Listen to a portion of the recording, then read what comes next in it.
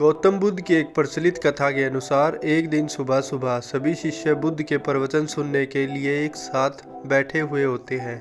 कुछ देर के बाद बुद्ध अपने साथ एक रस्सी लेकर आते हैं। बुद्ध के हाथ में रस्सी को देखकर सभी शिष्यों को हैरानी होती है।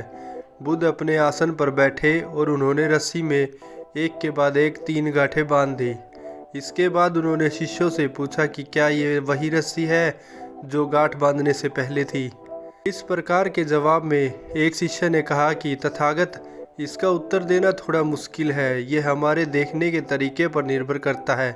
एक तरह से तो रस्सी वही है, इसमें कोई बदलाव नहीं हुआ है। एक अन्य शिष्य ने कहा कि अब इसमें 3 गांठें लगी हुई है जो कि पहले रस्सी में नहीं थी। इसे बदला हुआ भी कह सकते हैं। कुछ शिष्यों ने कहा कि वास्तव में मूल रूप से रस्सी वही है लेकिन बदली हुई दिख रही है। शिष्यों की बात को सुनकर बुद्ध ने कहा कि आप सभी सही बोल रहे हो, अब मैं इन गांठों को खोल देता हूँ।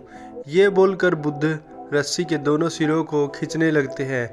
बुद्ध ने पूछा कि क्या इस प्रकार रस्सी की गांठें खुल जाएंगी? सभी शिष्यों ने कहा कि नहीं, ऐसा करने से तो गांठें और भी ज़्यादा कस जाएंगी, इन्हें खोलना और मुश्किल हो जाएगा। बुद्ध ने कहा ठीक है, अब एक अंतिम प्रश्न, इन गांठों को खोलने के लिए हमें क्या करना होगा? शिष्यों ने कहा कि हमें इन गांठों को ध्यान से देखना चाहिए, जिससे कि हमें ये जानने में मदद मिलेगी कि इन गांठों को कैसे लगाया गया है। बुद्ध इस जवाब से संतुष्ट हो जाते हैं और उन्होंने कहा कि ये सही बात है, हम परेशानियों में फंसे रहते हैं और बिना कारण जाने ही उनका हल खोजने लगते हैं, जबकि हमें पहले समस्याओं के मूल रूप को समझना चाहिए।